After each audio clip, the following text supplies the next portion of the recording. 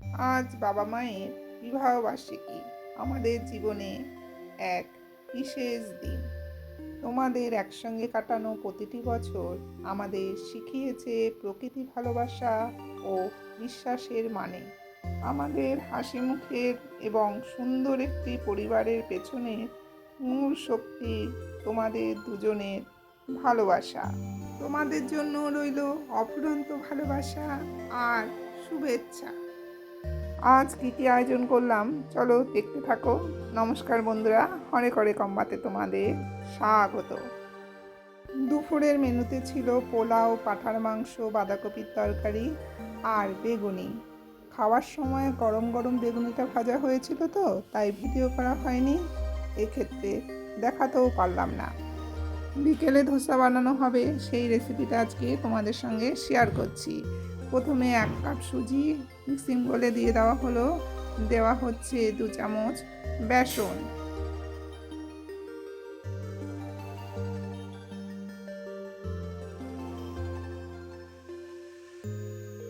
দেওয়া হলো 2 চামচ চিনি আর 1 চামচ নুন।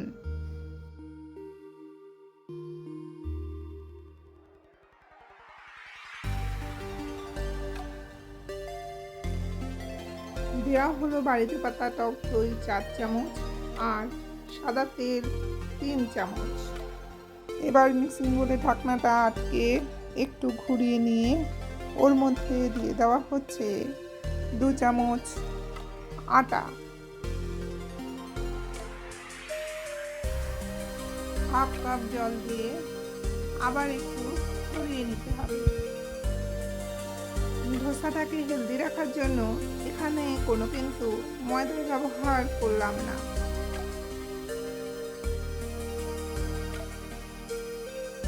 পোলাটাকে একটা পাত্রের মধ্যে ঢেলে নিয়ে ঢাকা দিয়ে ওকে রেস্টে রাখা হবে।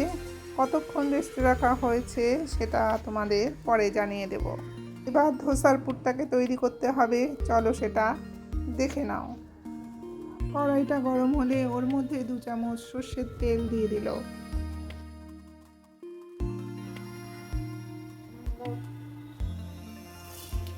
ফোড়নের জন্য দিল 1 চামচ কালো সর্ষে আর হাফ চামচ সাদা জিরে। কিছুক্ষণ ফোড়নটা ভাজা হয়ে গেলে ওর মধ্যে দিয়ে দিল কারি পাতা,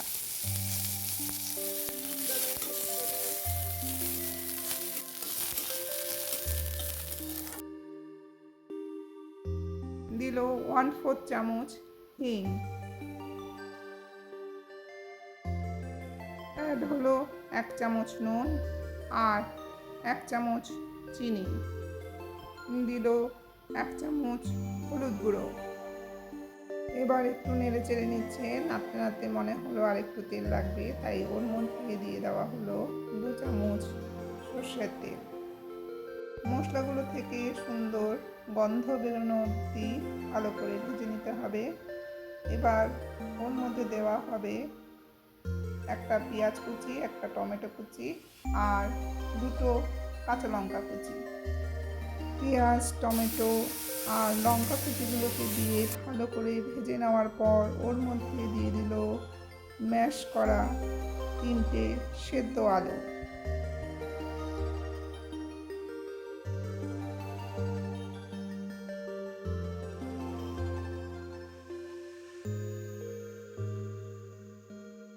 সমস্ত উপকরণের সাথে আলুটাকে ভালো করে কষিয়ে নেওয়া হচ্ছে। এবার সামান্য জল দেওয়া হচ্ছে। এবার জলটাকে দিয়ে ভালো করে কষানো হবে, যাতে সমস্ত মশলাগুলো আলুটার সঙ্গে ভালো করে মিশে যায়। আমাদের আলুর পুরটা কিন্তু হয়ে গেছে, গ্যাসটাকে অফ করে দেওয়া হলো। এবার নামিয়ে নেওয়া হবে।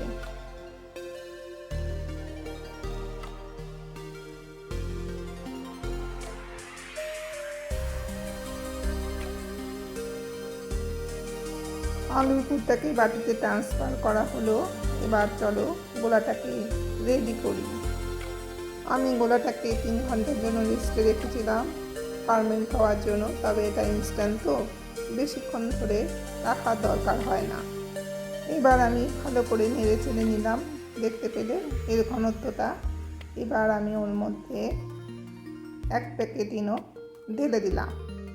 ঘনত্বটা কিন্তু বেশি পাতলাও হবে না, আবার গাঢ়ও হবে না। গুঁড়োটার মধ্যে 2 চামচ জল দেওয়ার পরে ভালো করে মিশিয়ে নিলাম পুরো গোলাটার মধ্যে। এবার কিন্তু ভালো করে ফেটিয়ে নিতে হবে। দেখো গোলাটা কি সুন্দর স্মুথ হয়েছে। এই ইনস্ট্যান্ট ধোসা বানাতে খুবই সহজ, সময় লাগে কম, আর খেতে দোকানের মতো। গ্যাস কিন্তু জ্বলে গেছে। এবার প্যানটাকে ভালো করে গরম করতে হবে। দেখো প্যান থেকে কিন্তু ধোঁয়া উঠতে শুরু করেছে। এবার ওর মধ্যে 1/2 চামচ বাটার দিয়ে দিলাম। বাটারটাকে ভালো করে মেখে নিয়ে ওর মধ্যে দিয়ে দিলাম 1/2 চামচ সাদা তেল। প্যানের চারপাশে তেলটাকে মাখিয়ে নিলাম। এবার ওর মধ্যে 1.5 হাতা গোলাটাকে দিয়ে ভালো করে স্প্রেড করে দিচ্ছি। আমি এরকম হাতা দিয়ে করছি, তোমরা চাইলে বাটিতেও করতে পারো, তবে বাটির তলাটাও কিন্তু ফ্ল্যাট হতে হবে। গোলাটা যদি ভালো মতন ফার্মেন্ট হয় তাহলে এইরকমই জালিদার হবে। ধোসার চারপাশটা যখন লালচে হয়ে উঠবে তখনই ক্রিস্পি হওয়ার জন্য বাটার বা সাদা তেল দিয়ে দিতে হবে। আমি এক্ষেত্রে বাটার দিলাম। বাটারটা দিয়ে ভালো করে ওপরে মেখে নিলাম। ধোসা বানাতে গেলে সবার আগে মনে হয় তাওয়া থেকে উঠবে তো, আর সময়টাও আমাদের হাতে খুবই কম, তাই এই ইনস্ট্যান্ট ধোসাটা খুবই উপযোগী। ধোসার অর্ধেকটা আলুর পুর দিয়ে দিলাম। ভালো কুক হয়ে গেলে না, একটু চাড়া দেওয়ার সাথে সাথে কিন্তু ভালো মতন উঠে এলো। আমি এখানে কিন্তু কোনো রোল করলাম না, জাস্ট ফোল্ড করে দিলাম। বাবা মার বয়স হয়েছে তো, এইভাবে ভেঙে খেলে ওদের সুবিধা হবে, ভাঙলেই আলুটা পেয়ে যাবে, তাই এইভাবে করা। একই পদ্ধতিতে পরেরগুলোকে করে নেব। গোলাটা যখন তাওয়ার মধ্যে দিয়ে স্প্রেড করানো হচ্ছে তখন কিন্তু তাওয়ার মধ্যে গোলাটা লেগে যাচ্ছে না, স্মুথলি ব্যাপারটা হয়ে যাচ্ছে। আগের দিন থেকে ভাবছিলাম বিকালবেলা কি খাওয়া যায়। বেশি ভাজাপুরি খাওয়া যাবে না, কেননা বাবা খুবই অসুস্থ, তাই ধোসা বানানোর কথা ভাবলাম। পায়েসও হয়েছে, আর ভাই ছোট দেখে একটা কেকও নিয়ে এসছে।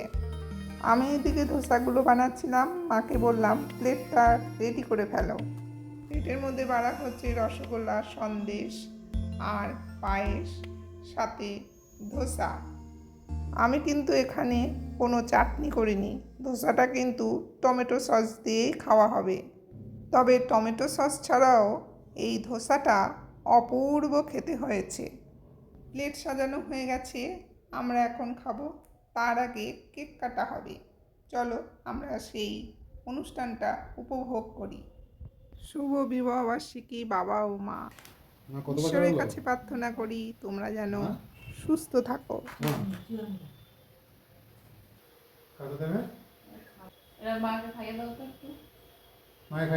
ঠিক করে খাই দাও।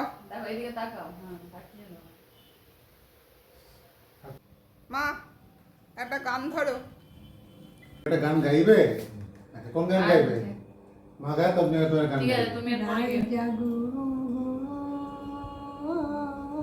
জাগো শ্যামের মন মোহিনী বিনোদিনী রায় রায় জাগো জাগো শ্যামের মন মোহিনী বিনোদিনী রায় জেগে দেখো আত্মনিশি নাই গো জয় রাধে জেগে দেখো আত্মনিশি নাই গো জয় রাধে জাগো শ্যামে মন মোহিনী বিনোদিনী রায় তাই জাগো গো